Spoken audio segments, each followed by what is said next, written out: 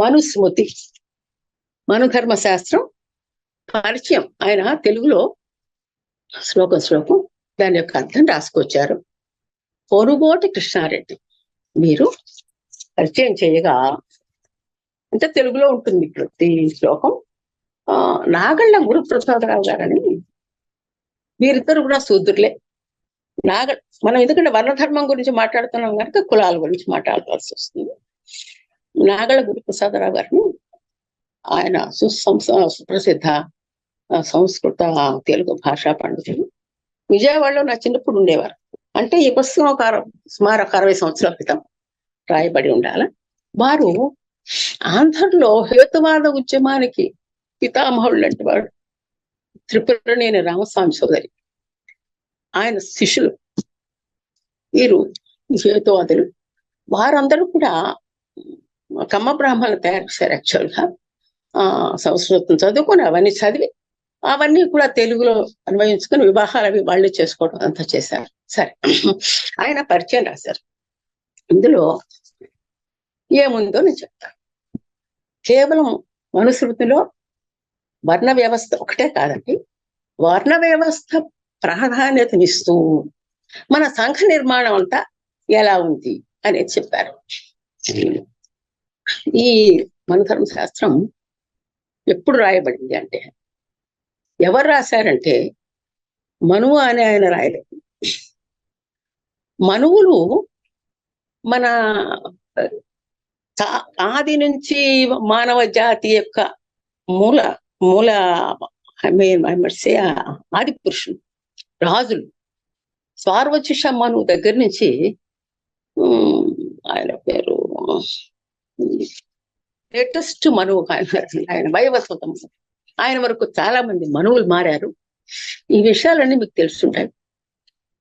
వీరెవరంటే సూర్యవంశ రాజులకి మూల పురుషులు. వీరు రఘువంశరాజులు ఈ వంశాన్ని నుంచే వచ్చారు. రఘువంశం అంటే మీకు తెలుసు కదా, శ్రీరాముడి వంశం. వీరు రాసినట్లుగా, అంటే యాక్చువల్గా ఆర్యులు మన దేశానికి వచ్చి సెటిల్ అయ్యి, అప్పుడు మొదట్లో అసలు వర్ణ వ్యవస్థ అనేది లేదు. బ్రాహ్మణులు క్షత్రియులు ఉండేవారు, వేరే వారంతా వారి వారి పనులు బట్టి పిలిచేవారు. ఆర్యులే, అందరూ సమానంగా ఉండేవారు.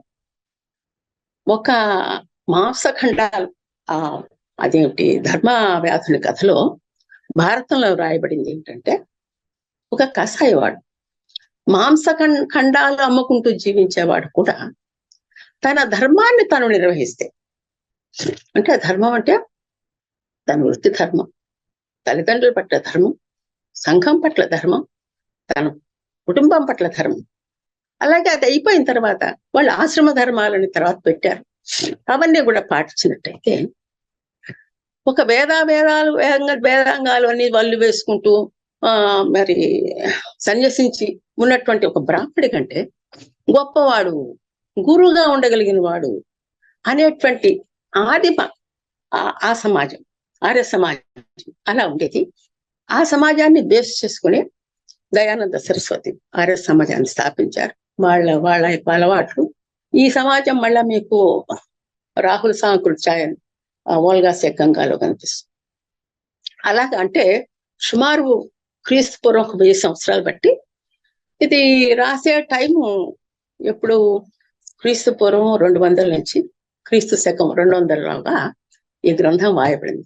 ఇది మనువు రాయలేదు, మనువు రాశాడు, చెప్పాడు ఆయన అని చెప్పినట్లుగా భృగు మహర్షి సంతతి వారు దీన్ని రాశారు అని ఇందులో ఉంది. అందువల్ల దీన్ని భృగు సంహిత అనేటువంటి పేరు కూడా ఉంది. ఇదేంటంటే అప్పట్లో ఉన్న సమాజం ఆ 1000 సంవత్సరాలుగా చాలా మార్పు చెందుతూ వచ్చింది. ఆ ఉన్న సమాజంలోని పరిస్థితిని ఇంకొంచెం నిబద్ధన చేస్తూ ఇలాగే ఉండాలి, దీన్ని ప్రశ్నించడానికి వీల్లేదు అనేటువంటి పద్ధతిలో ఈ గ్రంథం రాయబడింది. ఈ 200 BC నుంచి 200 BC వరకు. అందువల్ల దీన్ని భృగు సంహిత అని కూడా పిలిచారు. ఇది మరొక విధంగా కరెక్ట్ అని చెప్పొచ్చు. ఎలా అంటే అదే కాలంలో కనిష్కుడి యొక్క ఆస్థానంలో బౌద్ధాచారులుగా పనిచేసినటువంటి అశోఘోషుడు, ఆయన కూడా వజ్రసూచి అనేటువంటి గ్రంథాన్ని రాశారు. ఆయన తన గ్రంథంలో మెయిన్ గా అది ఒక 25 శ్లోకాలు. మెయిన్ గా ఆయన చెప్పింది ఏంటంటే, దీన్ని మానవ శాస్త్రము అన్నారు అప్పట్లో. మనుధర్మ శాస్త్రం అని అనలేదు, మానవ శాస్త్రం అన్నారు. దీని మీదనే ఆయన విమర్శ రాశారు. ఇది చాలా అసంబద్ధమైనది. బ్రాహ్మణులు అనగా ఎవరు ఆయన రాసింది, అది బ్రాహ్మణులు అనగా ఎవరు అనేది నిర్వచిస్తూ భారతం నుంచి మిగతా విషయాల నుంచి అన్ని కోట్ చేస్తూ, శూద్రుడైనా సరే ఈ లక్షణాలు కలిగి ఉంటే బ్రాహ్మణుడు అని రాశారు.